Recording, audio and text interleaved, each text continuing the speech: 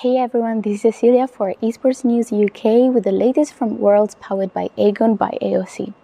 Today is the first day of Media Day before the Swiss stage, and we have with us Fnatic's top laner, Oscarinin. Let's hear what he has to say.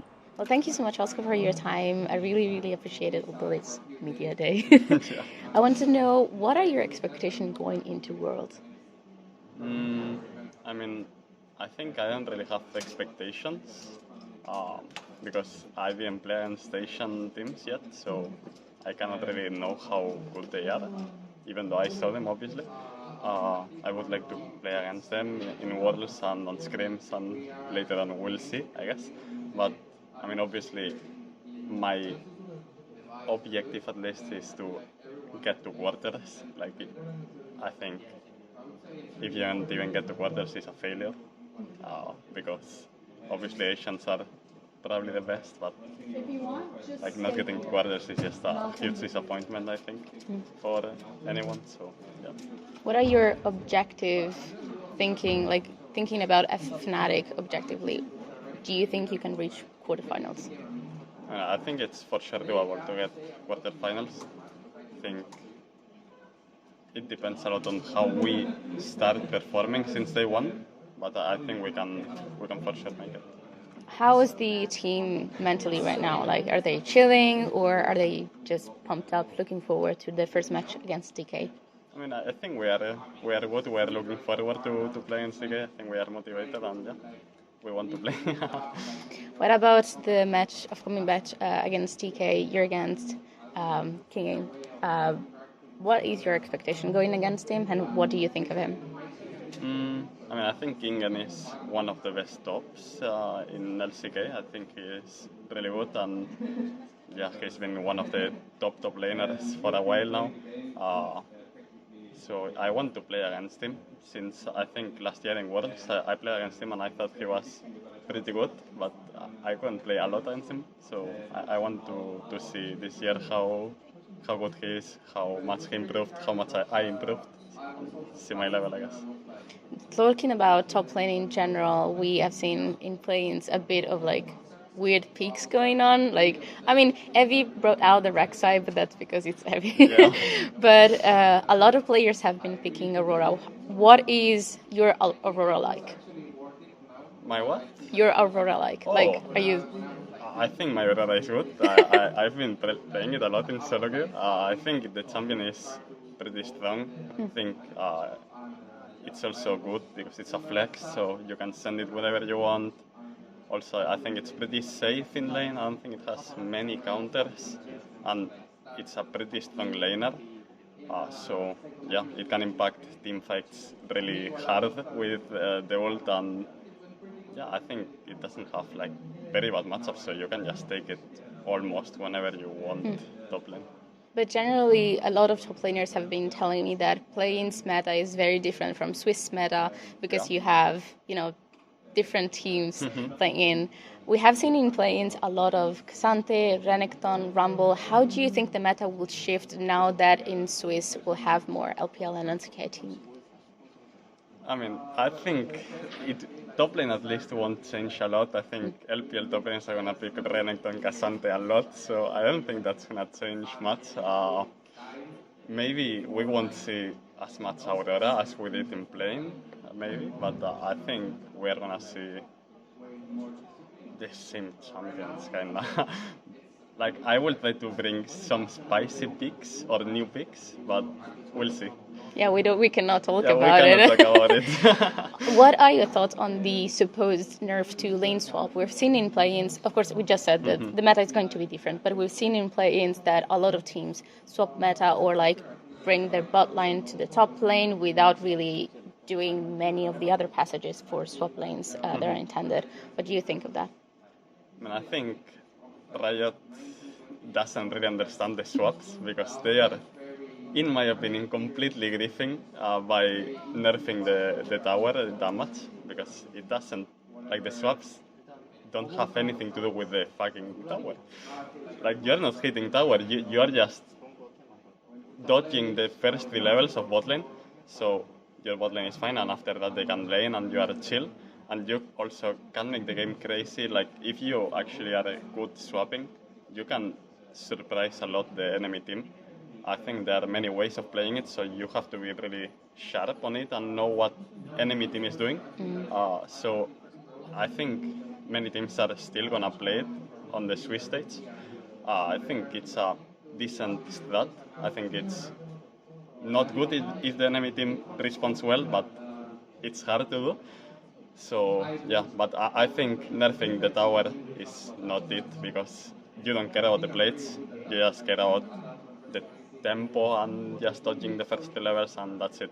So I think they are just completely trolling my lane because I cannot get plates now before minute 5, but it is what it is. Now my auto attacks deal 7 damage to tower, but that's fine.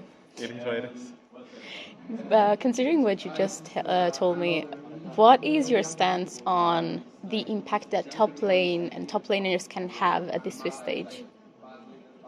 And I think top lane right now is strong for sure. I think champions in general are pretty strong. I think you can impact them up a lot if you are better than the other with TPs, just with rotations and anything. And in the swaps, if you understand the map better than the other, I think you can impact it a lot too.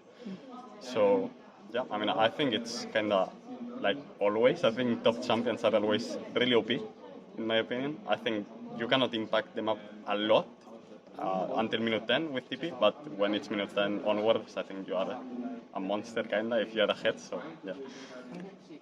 In general, what are your expectations, but what do you think are the chances that Europe will send a team to the finals? There are a lot of fans, talking about G2 reaching the finals without mentioning others. So what are your thoughts on that? I mean, I think for sure making it to finals is really hard. I think like if I have to be objective, Asia is for sure better than us right now, but obviously you have to be a bit delusional because you have to believe that you can make it and you're gonna make it, and you have to believe that you are better than them. And I believe that we can win against anyone. So I think it's really hard, but I think it's for sure doable. So yeah, we'll see. Talking about Asian team, is there any top laner that you have a strong motivation to go up against for any reason? I mean, I don't have a strong motivation, but I want to face Zeus and Bin. I faced Bin already last year on the Swiss stage, but I want to face him again because I felt like the matchup didn't give a lot of playability probably to the lane, and I would like to play like a more spicy matchup maybe against him. And Zeus, I've been watching him for a really long time since he joined T1, and I just want to face him not on scrims but on stage. Looking back a year, you just only you went up against Bin. How is today's Oscarinin different from last year?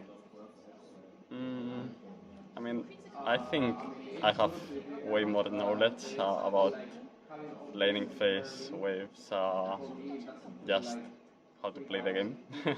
I think last year I was decent. I think I did decently well, but I think I was not as sharp or acknowledged as I am right now. So I think if I played right now on last Worlds, I would do way, way better. But yeah, I mean, I think every year everyone improves, so we'll see how much I improved over the others, I guess. Now, 2 very quick questions outside of Worlds. We have next year a lot of changes coming up, 3 splits, 3 internationals. What are your thoughts on, again, other changes to the ecosystem for League of Legends? I mean, I'm not a super fan of having 3 splits in general. I'm already had it on LEC, but I don't really like it, honestly. Like, I like having 3 internationals. I think it's fun, obviously. But I feel like, at least for me, it was a bit hard this year because we didn't have break at all.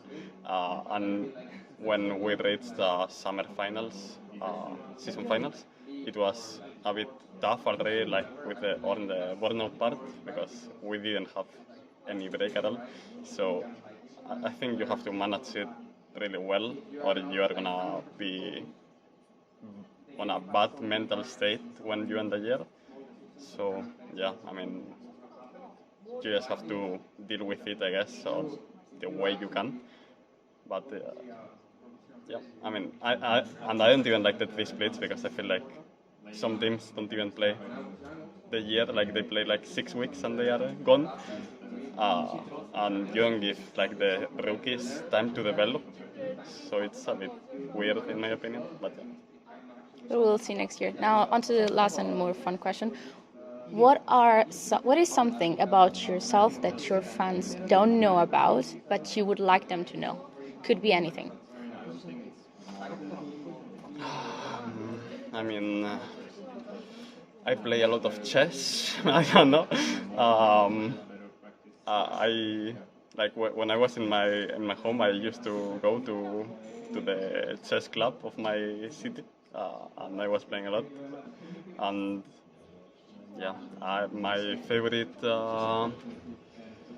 music is from Fetangana, Spanish guy. And yeah, I don't know what else. Oh, this is our keyboard. I'm a fan of One Piece too. Ah. For the anime lovers here. And yeah, I don't know. Is there any fandom specifically from Europe that wants to cheer for Fnatic because you said that? But yeah, thank you so much for your time, Oscar. I really appreciate it, and good luck for your match. Thank you.